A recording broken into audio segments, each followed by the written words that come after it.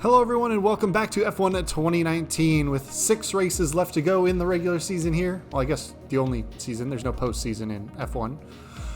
With 6 races left to go in the season, we are leading in the championship by 30 points at the moment. So we've got about a race of leeway in our lead at the moment. We are headed over to Russia to race around Sochi and the remains of the Olympics there. So we take a peek.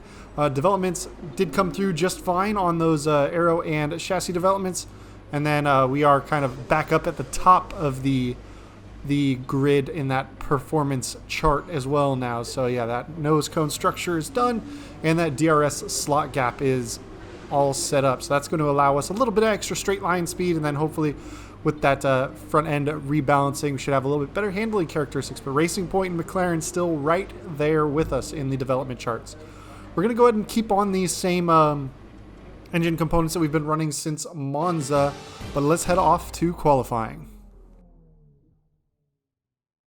Welcome back to Sochi. We're about to be joining the action down in the pit lane as the cars get ready to embark on their qualifying runs. It always looked like the kind of track that asks an awful lot of the rear tyres, such as the frequency of low-speed exits. No matter how good a driver is at managing their throttle application to limit rear slip, they can't always overcome a car that's inherently bad at looking after its rear tyres. Here we have a lot of low-speed corner exits, which means a whole load of energy, heat and tyre wear.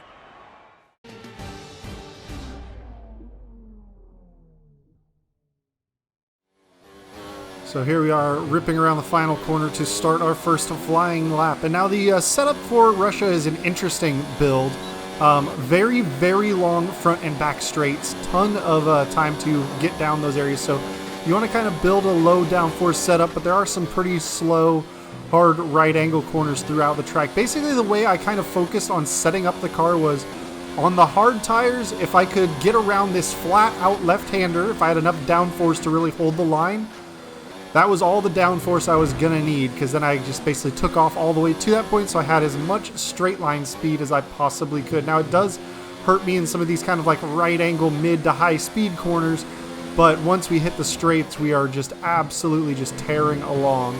And in practice, that put us at some decent times. We were definitely picking up a few tenths on the straights, definitely outweighing the time that we lost on the tighter corners here. So here we are setting up to go down the second long back straight that's got a little bit kind of an S shape to it, but DRS goes wide open through there. It's another good overtaking opportunity. Kind of setting yourself to swing up and hit the braking zone for this hard right-hander after that. It's not a straight shot just to kind of get the braking in. So definitely an interesting one to play with. And then the final sector, which is 90-degree turn, 90-degree turn, 90-degree turn, 90-degree turn, finish line. So it's just a matter of really getting your car down to the apex and getting a good run back out to the outside edge there every time you get through those corners and getting across the line. So here we are hopping to the end of lap 3 here, and we are sitting P4 at the moment. We're just going to kind of cruise across the line. We were able to save some tires. We took a lot of time just going slow on that last lap to save what was left of these tire compounds. But that got us safely into Q2, where we are out on the mediums. We had a much better kind of run of practice times than we did last week at Singapore, so I was feeling much better about going back to that medium tire strategy. And we waited just a few minutes to let the track rubber up before we went out on our first run on those medium tires. And of course, as usual, we'll try and turn a good set of laps, and then at the tail end we'll go out on the softs just in case we need to put in a late lap time. But crossing the line, I see 1.5 seconds off of the pace of Leclerc in first there, so not a great time on those medium tires.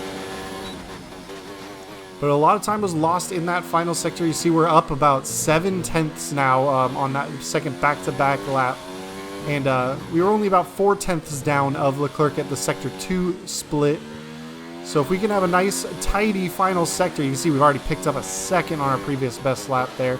Just by running these corners a little bit better, that should definitely vault us much higher up the order. We cross the line here, go up into P7 with about 7 minutes left to go in the session. So that'll give us just enough time to get into the pit lanes, swap on some softs, but we ended up not needing them.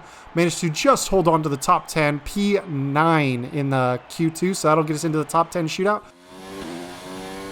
All right, and so here we are out on our second flying lap right as the session is getting ready to end. We've left just enough time to cross the line and get one more flying lap in if we need it. Right now we are sitting P5 on the grid, so we're going to try and see it with the clock running down. We'll be basically one of the last cars to start our final flying lap. And there you see the checkered flag is out now, so we get to finish this lap and try and put up our best time. A little bit better through turn 1 there.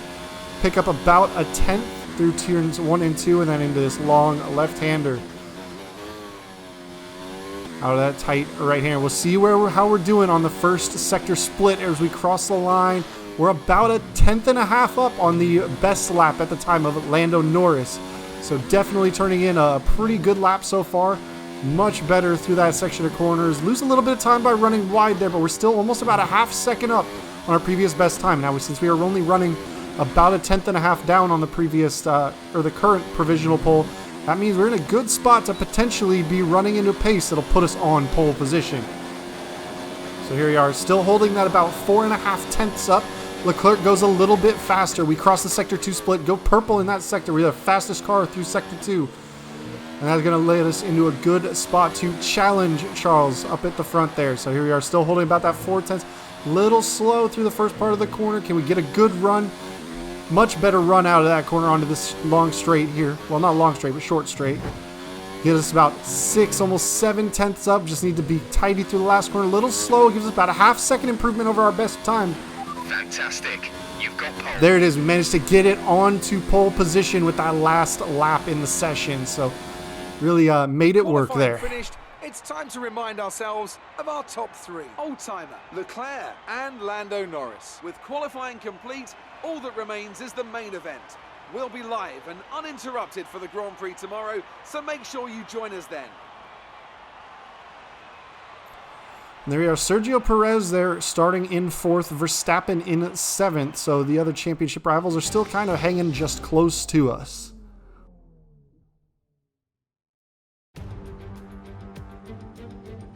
Good afternoon from Sochi as we prepare to get underway for the Russian Grand Prix.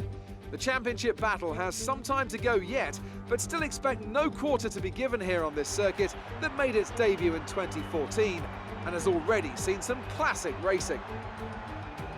It's full throttle for around 56% of the lap here at the Sochi Autodrome, a 3.6-mile run around the site of the 2014 Winter Olympics. 12 right turns and 6 left turns give us a total count of 18, with passing opportunities available into turns 1 and 13.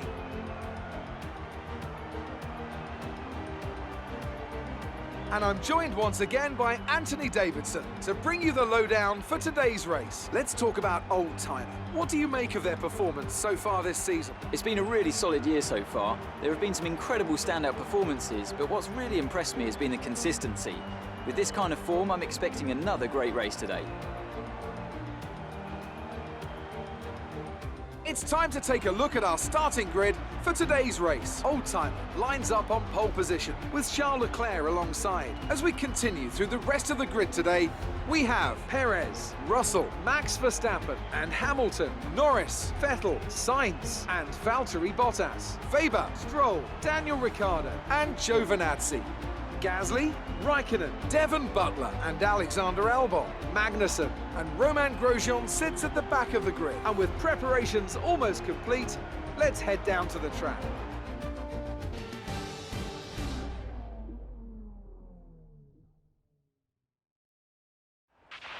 Okay, remember to protect the inside on the run down to turn 1. Make yourself as wide as possible, robust but fair. Do my best with that one, Jeff, but no guarantees. So we did manage to make it through into Q3 on that medium tire, so we do have a nice bit of a strategy option. It's going to be a dry race today, so we aren't going to have to worry about any rain in that case, but we'll keep it pretty much set up on that medium onto soft at the end. But here we are getting off the line, that wheel spin that is tough to get the throttle down. See all the red lines shooting all around me. George Russell kind of swings wide and taps us, forces us to the outside. We're down into 3rd place at the moment. We get into the first braking zone of T1.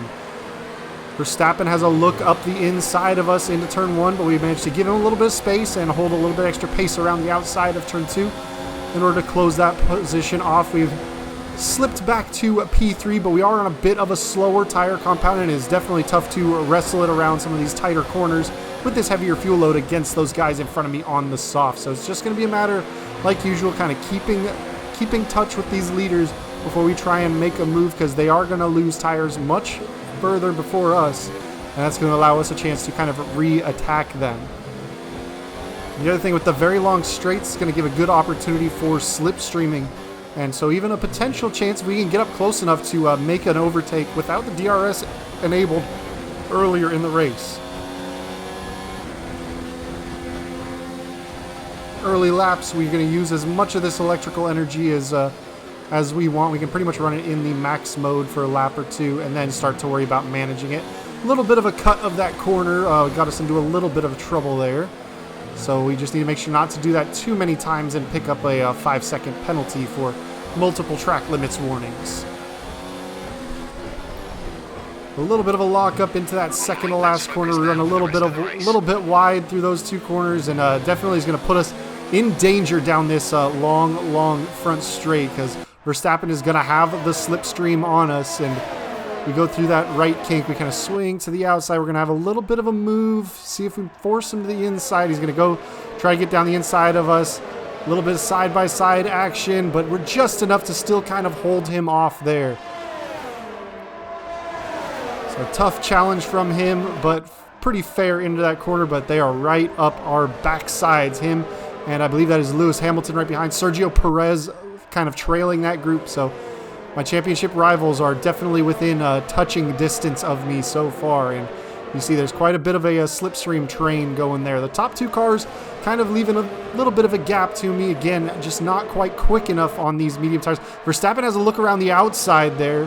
Not really a great overtaking opportunity, so we managed to head that one off fairly easily, but it definitely was something I had to worry about. I wasn't able to take as wide of an entry line as you normally would, so I had to kind of tighten my exit a little bit as well to allow him some space to operate around the outside. So definitely kind of something to still pay attention to and worry about, but through that long left-hander break almost while you're turning to dive into that sharp, slow right-hander. But here we are jumping into the final sector into the 90-degree turn complex.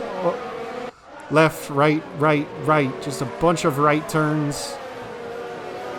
And you see we're starting to lose a fair bit of gap to those cars in front of us. But once again, not really panicking. I'm expecting to be on the faster tire at multiple stages through this race. So we should be able to make up that little bit of a time gap. It looks like Leclerc going around the outside of George Russell there into T1 and 2. Is it going to be a position that he is going to hold? We'll check when the camera swings around next. And we're just kind of constantly getting blocked by the walls. But here we are jumping ahead to lap 10. So we've been kind of running in position there. It looks like Leclerc has been making some ground away from George Russell there. And Jeff jumping on the radio. Sergio Perez having mechanical issues, so he is dropping off the pace. And we've kind of opened up a bit of a gap to Hamilton as well. So we've got a little bit of space behind us, a little bit of breathing room, and we are starting to reel in both George Russell and Charles Leclerc. So we are definitely reeling in George a little bit faster, but that gap between him and Leclerc is also kind of shrinking now that Leclerc had opened that gap up. But we are in DRS range of George Russell. A little bit of an extra curb taken there. That's 2 track limits warnings, so we're gonna have to be very careful the rest of this race, especially on overtakes if we're trying to go up the inside. Data shows the tyres are okay right now. We anticipate good levels of grip for the next few laps at least. Well, that's good to hear, because I need to use them for the next few laps. Running a little bit wide on that exit. It's tough to get the power down once you get onto that far outside Astro. Really tough to get the throttle down, so you see a little bit of a mess through that third sector.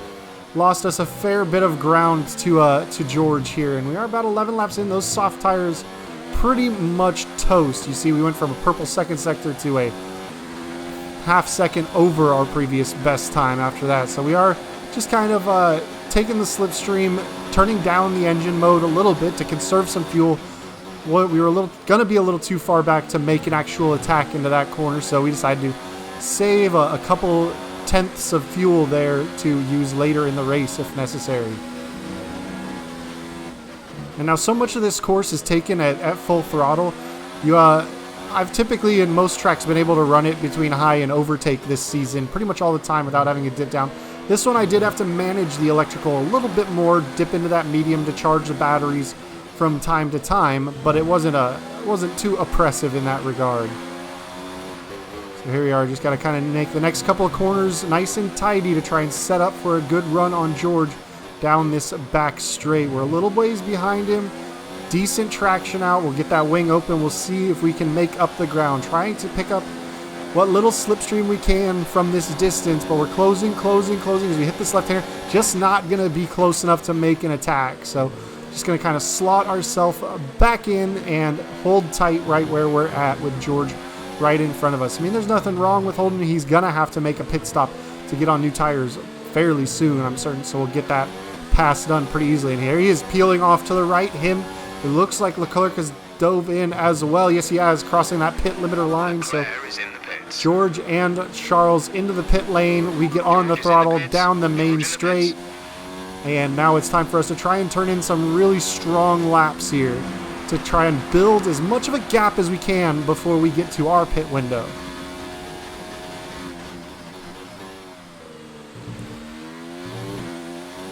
Looks like Weber was about 12 seconds behind us crossing the start-finish line. I believe he stayed out this time around. The other cars all diving in for their pit stops. So we lose probably 25, 26 seconds on a pit stop cycle. So if we really want to try and come out ahead of Leclerc and Russell, we need to build up that kind of a gap before we get into our pit stops. There's a yellow flags in that flat-out left-hander. There's a slow red car, it looks like. It's a Ferrari from somebody. Who's having issues? Charles Leclerc is out. And he's in a bad spot. He's right in the firing line of a car running wide. So safety car is out. We are on lap 12 of 27. So now I've got about a third of a lap to decide what I want to do strategy-wise. The field is going to get caught back up to me, so all of my gap is completely gone. And pretty much all these guys on their soft tires are going to get a free pit stop to get onto the mediums for the rest of the race. They're pretty much in that pit window. So obviously, since I started on the mediums, I have to use two different compounds. I can't stay on the mediums. I can't go on to the softs. They won't make it to the end. So the decision I had to make, it was a tough one, is to go onto the hards. If I waited and just ran my normal pit strategy, I think I would have just been giving up way too much time. I had quite a bit of a gap to the cars behind, so before the field was all reformed, I'm going to be able to maintain position if I pit now. I'll just be on the slower compounded tire for the rest of the race. But I think that's going to be that was the move to make. But yeah, only had about a third of a lap to make that decision. Didn't have a whole lot of time to come in. But yeah, you see all the other cars diving in, getting their fresh tires that will take them to the end of the race. They will make it on the medium tires the rest of the way, almost for certain. So we just need to try and get heat into these hard tires and really just keep them warmed up and defend our position, because we are not going to be quite as quick as the other cars for the rest of this race. And unless we can kind of split off that 1 second gap in the 3 laps after the safety car, we're going to be under attack from DRS as well. But there is George Russell behind. He is on those medium tires that will take him the rest of the way. He's only got about a lap of wear on those, and we are on some fresh hards. So here we are. Safety car is coming in. We are lap 14 now. Is just kind of controlling the field, waiting to make our move. We're going to go ahead and throttle up, coming on the second to last corner. Try and make a good run out of the final corner. Wasn't great on the brakes there. The cold tires kind of caught us out. So we're under full throttle here. Saved a good amount of fuel under the safety car so we can run that maximum fuel mix. But there's George already looking to make a move. He's diving up the inside. We break around the outside. We have to kind of swing wide because he was forcing us off that line. But for the first attack on the fresh tires, we managed to stave it off. But it doesn't look like these medium tires all behind me are going to be going away. So we've still got quite a few laps to go.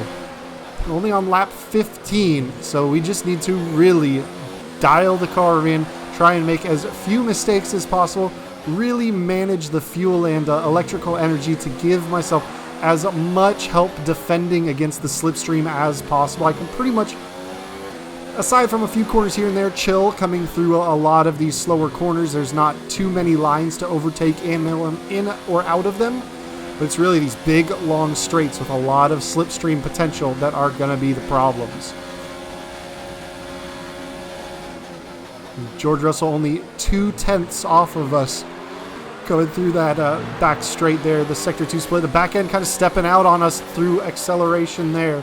Got to kind of save it. Got to be careful not to light up those rear tires too much. These cold hard tires are slick. They're going to not have as much grip as they will once they're properly warmed up. But if we spin them, we'll overheat them and then we'll lose that grip and we'll just kind of shoot right through that phase. But there's so many low speed corners around this track, so many low speed launches that it's very tough to avoid wheel spin when you're trying to get a good launch off of each corner. But here comes George again, caught in the slipstream. He's going to go around the outside as we move to the inside to defend. He's not quite close enough on the brakes. We were just a tiny bit later than him, able to hold that position off from him. And you see the entire field stretching out behind us, everybody getting a tow, me breaking up the thick air in front, leaving a nice punched hole for them to just kind of ride behind. But there is George, Lucas Weber, Lewis Hamilton, and then there's a McLaren behind, probably Carlos Sainz. I have to see what color the T-cam is. Both of them, well, they're both there. So Sainz and Norris hunting me down, and also me trying to defend from my own teammate. But again, we're on to this long back straight, these sweeping corners. Lots of slipstream. Next time we cross the start-finish line, they will be enabling DRS, so these defenses will become even more difficult. And George is right up the backside, but so far, hard tires are doing okay. Definitely not as fast as the mediums. It's just a matter of trying to keep these tires alive long enough and staying in front long enough to where the medium tires start to fall off behind me. Once we hit that crossover stage, because they do have to run a fairly long stint on the mediums to make it to the end of the race. But if they can make the move and make up the gap before then, I'll be in a lot of trouble. But there you see that white arrow. George Russell closing up, getting closer and closer, not quite close enough that time. Typically, if I was crossing the start-finish line with about a half a second gap or more, I was typically safe from being attacked through DRS. They weren't able to make up a whole half second on me, but anything less than that is going to be grounds for a lot of defensive maneuvers. And so it's just kind of playing a game now of watching how far back George Russell is there in those mirrors when we get ready to jump on the main straights, and kind of gauging how much fuel mix I need to use, how much ERS mix I need to use. Because I want to try and save, I can't use the full rich mix every time I go down a main straight. I'll burn up all my fuel, but I want to try and save what I can. Same thing with the electrical power. I'm going to need it, because already running into the 40s, you see George Russell pulling along the inside. We're going to set ourselves up around the outside so we have the inside of that second corner, but we lock up, go a little deep. George Russell has to kind of get out of the throttle to avoid that collision. And that's going to cost him a place to Lucas Weber, who was just sitting there ready to pounce and take advantage of any mistakes.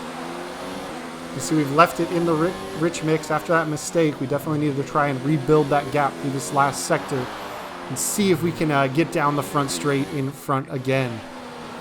So here we are, jumping a couple of more laps ahead. Lap 22 now. We're hitting the final phase of this race. There's some yellow flags behind us. Is it another retirement? Are they in a position that is going to call for another safety car? Max Verstappen out. Another DNF for them. Just the reliability of that car has just been absolutely atrocious. It's been awful the last, 8 weeks or so. But we are starting to lose a little bit of lap time. You see the two red sectors, and you see us under attack from Lucas Weber, but he is right on our tail. Same with George Russell. We've basically broken this gap up to a group of 3. We have 5 laps of fuel remaining. So we've got us and Russell up there in podium positions. We're going to jump a little bit further ahead because we're basically just kind of cruising around defending. You see we're down to 0.28 extra laps of fuel. And starting lap 26, Lucas Weber behind. You see there's a little bit more gap. They are losing grip on those mediums. They're losing grip on those mediums, so that will hopefully allow us to just kind of cruise our way relatively safely to the end. Obviously, one little mistake will put them right back on the back bumper, and I don't think I'm going to be able to fully clear that 1 second gap to get out of DRS range, but as of right now, we are still controlling this race. There's only a couple real overtaking opportunities on this track, so we just need to kind of manage the pace through those sections, and otherwise we can kind of hold Lucas off behind us for those last little bits. So out of the little left-hand sweeper that has that kind of kinked exit there, which is a really interesting one to get on. You get a little too far on the outside onto that painted area and you lose a lot of grip, but you really want to take it all the way to that outside edge to really carry as much speed as possible. But here we are shooting down the back straight once again. Lucas Weber closing up with that wing open, but not nearly close enough as we dive into the braking zone and get the car turned in nice and safely one more time. As we head into Sector 3, getting ready to start our final lap. This is the way it sits. Us leading Lucas Weber, our old teammate, in P2, and our current teammate, George Russell, in P3 on the grid there. So really, that's the only 3 cars that have a shot at the win. We're all pretty gapped from the 2 McLarens, so the winner's going to come out of this group, and this is going to essentially be the podium, barring a spin or a crash from anybody. But here we are. We've managed to defend into turns 1 and 2. We managed to hold position down that first straight. So now we are going to be able to utilize everything we have left in the electricity and the fuel to try and get as much horsepower, as much speed as possible to try and hold on just one more time. Just a couple of more corners till we hit that last big overtaking opportunity, that long back straight. Once we get through there, we should be pretty safe the rest of the way, because it's really just not a great overtaking opportunity through Sector 3. It's pretty much single file. So here we are getting ready to hit the right-hander onto the last big back straight. Let's see, can we hold P1?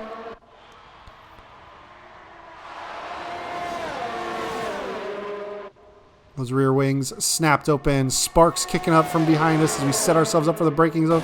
And they're just not quite close enough to make an attack, so we've managed to hold ourselves in P1. We do run very wide on that exit though, and as I said, don't want to make a huge mistake. We nearly did, but we carried a little bit of speed through the Astro there, just barely kept the car gripped up, and almost binned a win on the final sector. But here we are hitting the brakes the last time through, coming across the start-finish line to take another victory. Yes, you've done it. Well done.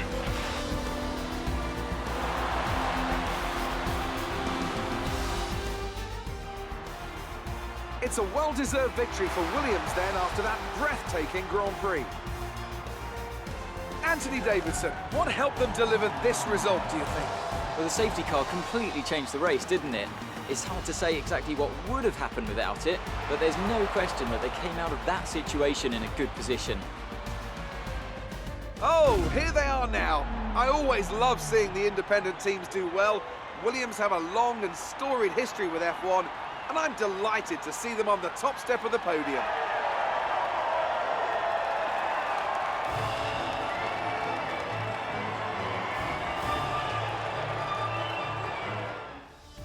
And after this round of the World Championship, here's how things look in the drivers' table. Oldtimer increases their championship lead. Now, let's discuss, Ant. Who would you say is a contender for driver of the day? I think it's got to be Lucas Weber. Time and time again, he proves that he's someone who can quietly get the job done, and that's exactly what he's done today. Let's move on to the constructors. Williams continue to push their lead at the top of the table. And with that, we wrap up another weekend of motorsport.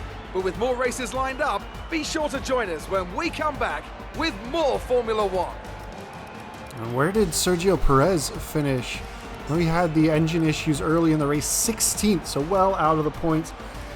Lewis Hamilton out of the points, Verstappen out of the points, basically every championship contender for us out of the points while we managed to pick up a win. So that's going to be absolutely huge for us. Leclerc out as well. So that really, really increases that gap from 30 to 55 points at the top of the table. And we have 5 races left to go to close out the rest of this season here. So great time to pick up a win. And we do have a couple of tracks coming up, Mexico and USA, where I've typically performed very well.